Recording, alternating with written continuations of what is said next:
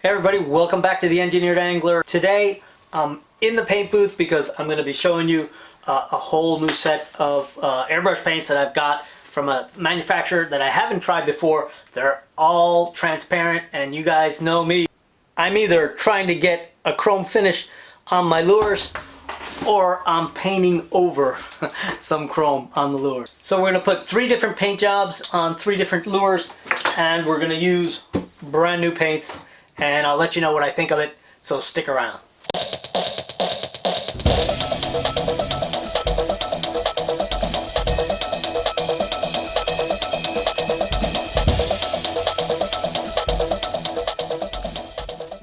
Alright, today I'm going to be applying paint to lures that are not of my creation. These are factory made, bought I think at the Academy Sports. This is a Johnson Spoon Silver Minnow. It's the larger one. I think it's 3/4 ounce. And then I've got a couple of these hover shads, and they're made by a company called H2O. It's not a really high-end lure. It's actually a pretty inexpensive lure. They sell it at Academy Sports. But what I like about it is it comes in a chrome, so I can play around with my chrome colors, and it's only around $5. So they make a nice lure for fresh or salt water, painted or not. All right, so let me tell you about these paints and why I think they're a little bit special. Now, I'm always looking for really good transparent paints, and the reason is whenever you paint over chrome with transparent, you end up with a really nice metallic look, or even a what people call a candy apple look. And one of my main goals almost all the time is to get a gold finish, and I've been doing that pretty successfully with this stuff. This is Createx transparent, color called Sunrise Yellow, and you can see the paint inside is pretty opaque. Surprisingly, you can see that not much light gets through it. So it's surprising that it does really well to make a gold. And let me show you a couple of photographs of some lures that I turned gold using this paint.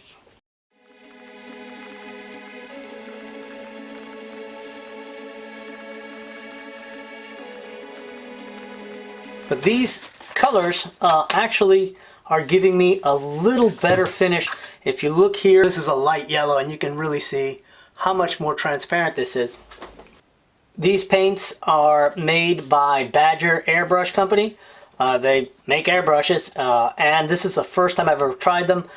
All of these are transparent, and they're ready to paint right out of the bottle, and they paint really well so far. I hope you can tell that it actually finishes a little bit glossy, a kind of a semi-gloss. A nice little tip: if your goal is to paint over chrome or foil, it's nice to have a little swatch. And what I did is I just cut a circle, punched a little circle out of some foil and stuck it on there, and then painted it with the color on the bottle, because it's a lot easier to tell the difference of what you're going to get. All the colors here.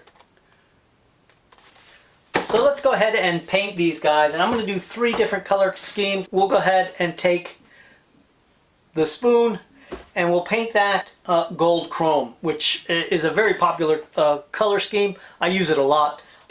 Gold from about 1/3 of the way to the bottom all the way to the top, and then chrome on the bottom, and then a little bit of black on top. I'm going to put an eye on this and everything, so it should look pretty cool when I'm done. And then I'm going to do a chrome version of the Sexy Shad color pattern, which I call Electric Shad because it's just got a lot more punch to it.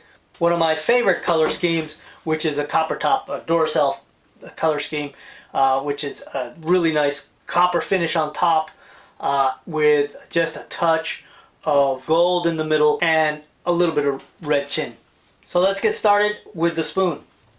Alright, so I've got it mounted and ready to roll on my little paint stand. I've wiped it down with some alcohol. And so I'm going to start off with this ghost orange color that they have, because it gives you the deepest realistic looking, like 18 karat gold.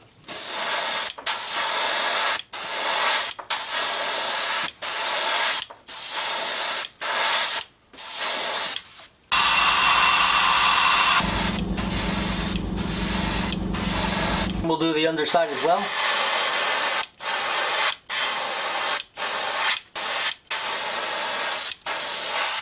And if you do this with the whole body of the spoon, you obviously get a nice gold spoon. Alright, I'm going to dry it and then we'll go ahead and switch to the red for the bottom. Alright, that's looking pretty good. It's kind of hard to videotape really shiny objects. I'm going to go ahead and use the red, which is more of a magenta, and that's what it's called. But we're going to go with this. It looks to me like a raspberry. Alright, so I'm going to paint a little bit of red right there at the tip on that solder glob.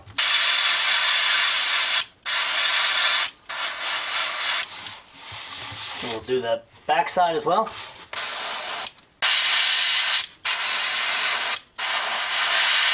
Now let's get a little black on this. I'm going to go ahead and use theirs. Theirs is pretty opaque, called oil discharge. So we'll see, some kind of discharge.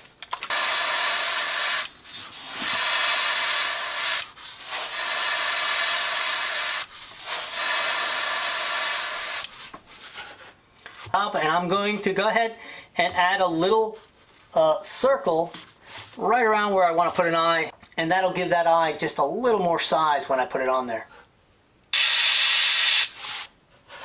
And there you go. Alright.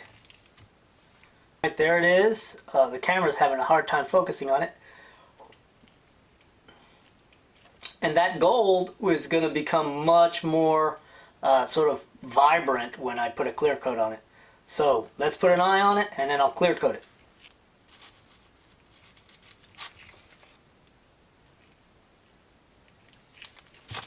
Alright, let's move on to the next lure.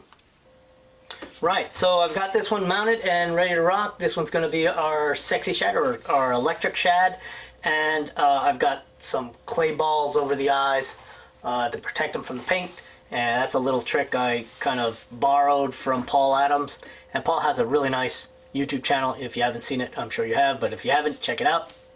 So we're going to start off with a really bright yellow. That'll give us a golden line here going up a little bit, and then we'll paint downwards with a blue, and that'll give us a sort of a transition from a bright yellow to green to a really pretty aqua blue. This one right here. And then we'll go with a little black on top and then a little bit of magenta on the chin. I want to give myself somewhat of a hard line from the bottom of the eye to about the center of the tail.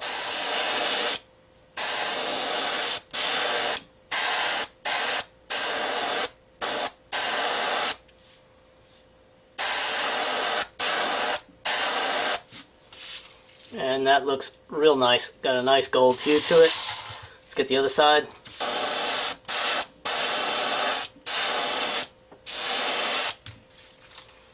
That gold looks amazing.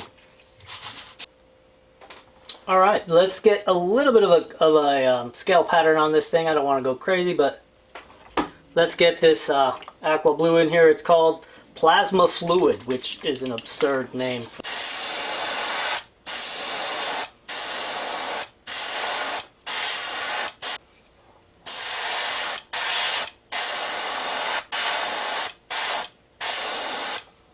Alright, let's get the other side. Gotta love the way this blue absolutely lights up with that chrome below it.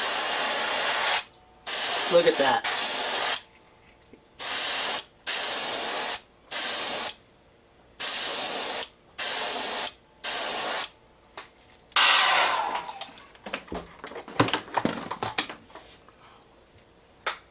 Alright, it's looking pretty nice. Let's go ahead and pull this net off.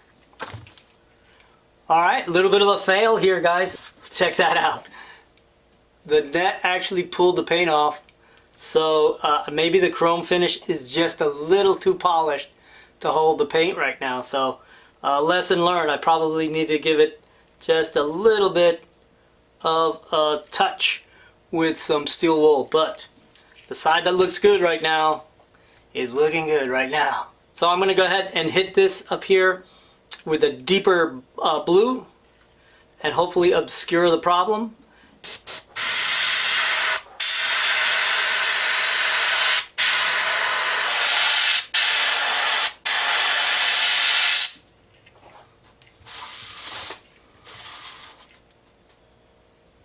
So pretty happy with that.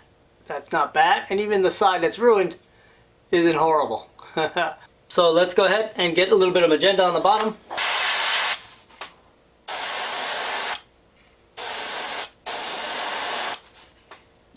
I kind of like that magenta. It's very different. Cool. And now you have a really cool looking lure. I would put a little strike eye on this thing. So I'll do that before I clear coat it. As usual, I got a pretty good mess going. We're on our last lure here. And this one, like I said before, is going to be one of my favorite color patterns, especially for murky water, and that copper top or Duracell color pattern.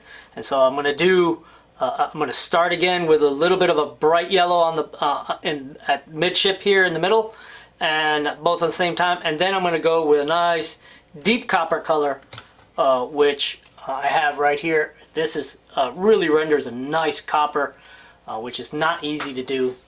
And then I'll do a very subtle scale pattern with a transparent black on the very top, but very little, just to give a hint of scales. So let's get started again. So I'm going to use the brightest yellow I have here, and I'm not going to worry about trying to get a hard line.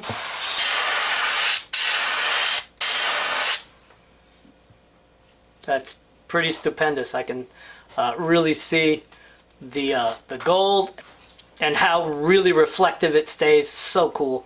I'm really digging this. So I'm going to make sure I've got enough on the tail to hit this thing with copper. And you can really start seeing how that copper starts to pop through. It almost looks like a brand new penny. Oh man, this is really, really pretty. I hope it's coming out on the camera as pretty as it is in person here.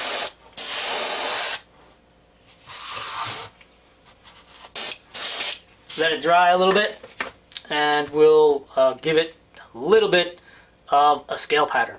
On the last lure, we had a little problem with pulling scales right off. So I'm going to avoid that, and to avoid that, I'm going to use my fly swatter pattern applier here.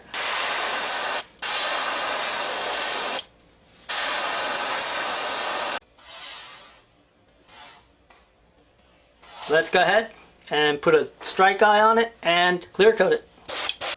Alright, I put a strike eye on it, and you can really see how pretty that copper is. On this one, instead of using that magenta, I'm going to use some of this Creatix Wicked Pearl Red.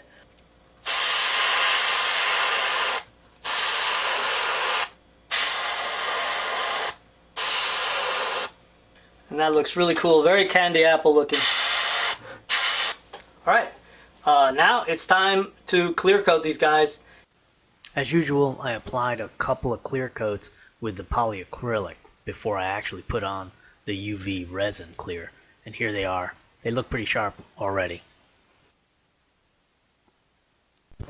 While I'm clear coating the lures with this Alumilite UV clear resin, I'll go ahead and give you a quick review of the Badger Airbrush paint that I just used to paint them. Now, it was a box of 12 colors, I think you saw, and I have to say, I really like the quality of the paint. The value was pretty good. It was $27 including shipping for all 12 bottles. 2 ounces each, not too bad. The transparency on these paints are about as good as I've ever seen, so I really like them. The colors are really nice. I would say that they get a little weird as you go from magenta and into the darker colors. They're really kind of oddball colors, but it sprays really well right out of the bottle. And the only thing I would have to say is that they tend to be a little more difficult to clean out of your brush. So just keep in mind, if you use these, you'll spend a little bit of extra time cleaning out of your airbrush. But overall, I'd give them a big thumbs up.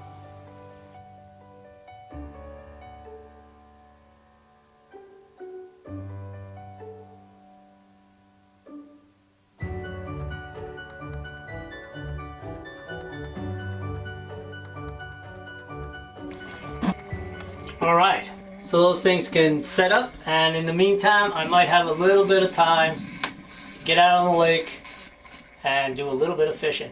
Alright, time to get out of the turner. Been in there about an hour and they're looking pretty nice. Here's the electric shad. You can see it still has an incredible mirror finish. So there it is. There's the spoon. And I'm sure some of you thought, oh, that thing's going to come out hazy. But it is absolutely super shiny. It's a mirror. And of course, my favorite, the copper top. And it's almost impossible to really get a feel for how absolutely lustrous this is. And just plain pretty, man. I'm going to take some nice photographs and leave you with a short slideshow at the end of this. But thank you so much for watching. And thank you to everyone who's been commenting and giving me a thumbs up on the videos. It's a long, slow struggle to build this channel. But I'm enjoying every minute of it. I hope you guys are getting something out of it. I'll see you on the next video.